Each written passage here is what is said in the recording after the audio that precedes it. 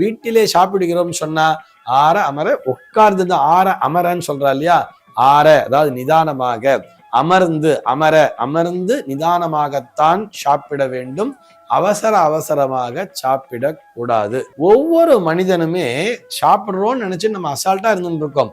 அந்த சாப்பிடுவது என்பதே ஒரு யாகம் செய்வதற்கு சமானம். அதை நன்றாக புரிந்து கொள்ள வேண்டும்.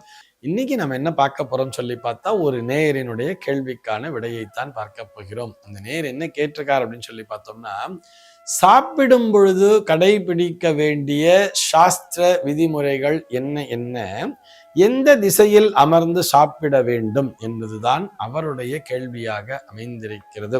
இது குறித்து நாம் ஏற்கனவே பார்த்திருக்கிறோம் என்று சொன்னாலும் மீண்டும் ஒருமுறை அந்த நேயருக்கு மட்டுமல்ல, புதிதாக இணைகின்ற அனைத்து நேயர்களுக்கும் இதை விளக்கமாகவே சொல்லிவிடலாம். சாப்பிடும் பொழுது கடைபிடிக்க வேண்டிய சாஸ்திர விதிமுறைகள் என்ன என்று சொன்னால், முதல் விதிமுறையே என்ன தெரியுமா? கீழே தரையிலே அமர்ந்து சாப்பிட வேண்டும். கீழே தரையிலேன்னு சொன்னா உட்கார்ந்து கொண்டு சாப்பிட வேண்டும். சார், நாங்க சேர்ல கூட உட்கார்ந்து தானே சாப்பிட்றோம்னு சொன்னா, காலை தொங்க விட்டு கொண்டு அல்லது பூமியிலிருந்து இவ்வளவு தூரம் உயரத்திலே அமர்ந்து கொண்டு சாப்பிடக்கூடாது. கீழே உட்காந்து சாப்பிடணும்னா கீழே ஒரு பந்தி பாய் அப்படின்னு சொல்லுவா தெரியுமா, இந்த பாயை போட்டுக்கொண்டு உட்கார்ந்து கொண்டு சாப்பிடலாம், அல்லது மணப்பலகையை போட்டு கூட உட்கார்ந்து சாப்பிடலாம். ஆக மொத்தம் தரையிலே சம்மணமிட்டு அமர்ந்து கொண்டுதான் சாப்பிட வேண்டும். சேர்ல உட்கார்ந்துட்டு சாப்பிடுவதை சாஸ்திரம் அனுமதிக்கவே இல்லை. அப்படி பார்த்தா நாங்க எங்கேயுமே ஹோட்டல்ல சாப்பிடவே முடியாதே சார்னு கேட்டா, ஹோட்டலிலே சாப்பிடுவதை சாஸ்திரம் அனுமதிக்கவில்லை. அது காலதேச வர்த்தமானம். நம்ம அவசரமா போறோம், இல்லை ஒரு ஆஃபீஸ் போறோன்னு கூட வச்சுப்போம்.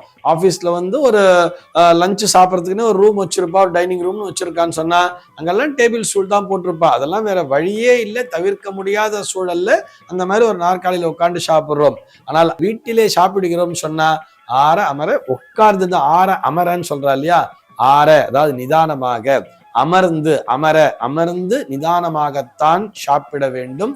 அவசரமாக சாப்பிடக்கூடாது. இது குறிப்பான விதிமுறை. இது போல இலையிலே சாப்பிட்றதா ரொம்ப விசேஷம் சொல்லியிருக்கு. இலை கிடைக்கலன்னு வரும்பொழுது நம்ம தட்டுக்களிலும் சாப்பிடலாம். அவரவருக்குரிய சாப்பாட்டு தட்டில் தான் அவரவர் சாப்பிட வேண்டும். என் தட்டு உன் தட்டுன்னு பிரிச்சு வச்சுக்கணும். கண்டிப்பா ஒருவருடைய தட்டிலே மற்றொருவர் கண்டிப்பாக சாப்பிடக்கூடாது. இது ஒரு விதிமுறை. அதே மாதிரி எச்சில் படுத்தக்கூடாதுன்னு சொல்றார்.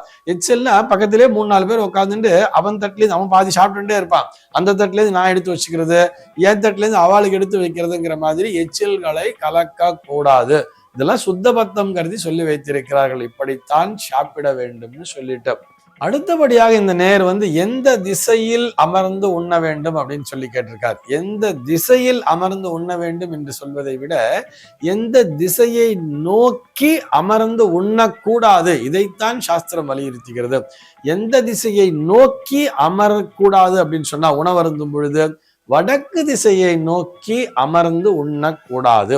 வடக்கு திசையை நோக்கி, நல்லா புரிஞ்சுக்கணும்.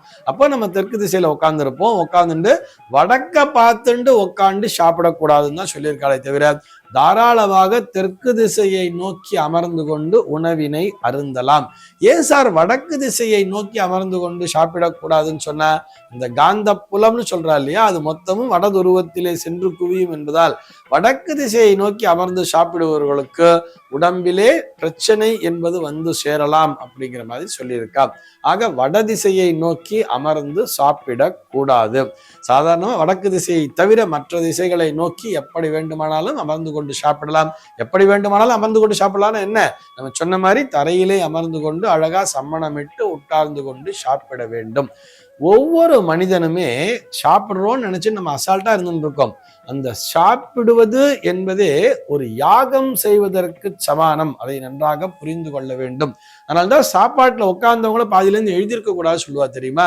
இந்த சாப்பாட்டுல உட்காந்துட்டா, ஒரு பந்தியில ஒருத்தர் உட்காந்துட்டான்னு சொன்னா, ஒரு விஐபி வர்றாரு, நீ எழுந்திருப்பா, நீ அடுத்த பந்தியில உட்காந்துக்கோ, இல்ல சொந்தக்காரா வந்துட்டா அவ உட்காரணும், தாய் மாமா வந்துட்டார் அவர் உட்காரணும், நீ எழுஞ்சி அப்படி போய் உட்காருன்னு சொல்லிட்டு சாப்பாடு அருந்துவதற்காக அவர் சாப்பிட கூட வேண்டாம், ஆனா இலையில பரிமாற ஆரம்பிச்சுட்டான்னு சொன்னாலே உட்கார்ந்து இருப்பவரை எழுப்பக்கூடாது. இது நிச்சயமான விதிமுறை. கண்டிப்பாக நாம் அனைவருமே பின்பற்ற வேண்டிய விதிமுறை.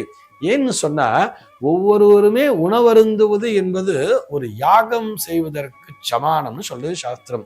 என்ன சார் புதுசா சொல்றேன், சாப்பிட்றது போய் யாகம் பண்றதுன்னு சொல்றேன்? என்ன, எல்லோருடைய வயிற்றிலுமே அந்த ஜடராக்னி என்கின்ற ஒரு அக்னி என்பது உண்டு. அந்த அக்னிக்கான ஆகுதியாகத்தான் நாம் உணவினை அருந்துகிறோம். அந்த சாப்பாடை எடுத்து போடுறோம் அப்படின்னு சொன்னாலே அந்த அக்னிக்கான உள்ளே இருக்கக்கூடிய அக்னிக்கான ஆகுதிகளாக அது உள்ளே செல்கிறது. அப்போ இலைய போட்டாச்சு அப்படின்னு சொன்னாலே உள்ளே இருக்கக்கூடிய அக்னியானது விழித்து கொள்ளும். அது உடனே அமிலத்தை சுரக்க ஆரம்பிச்சிடும் வயிற்றுக்குள்ள. உடனே அந்த சாப்பாடெல்லாம் பரிமாறின்னு இருக்கும் பொழுது பாதியில அவனை எழுப்பணும்னா அந்த அக்னி என்ன ஆகும், அது இன்னமும் ஆக்ரோஷம் அடையும். அப்போ அந்த கணபதி ஹோமத்தினை, ஒரு ஹோமத்தினை தடுத்து நிறுத்திய பாபமானது அவரை பந்தியிலிருந்து எழுப்பியவருக்கு வந்து சேர்ந்து விடும். ஆக அந்த செயலை மட்டும் செய்யவே கூடாது. ஒருத்தர் சாப்பிட உட்கார்ந்துட்டான்னு சொன்னா அவரை பாதியிலிருந்து கண்டிப்பாக எழுப்ப கூடாது. உணவு அருந்தும் பொழுது தரையில கையை ஊனிண்டு சாப்பிடப்படாது.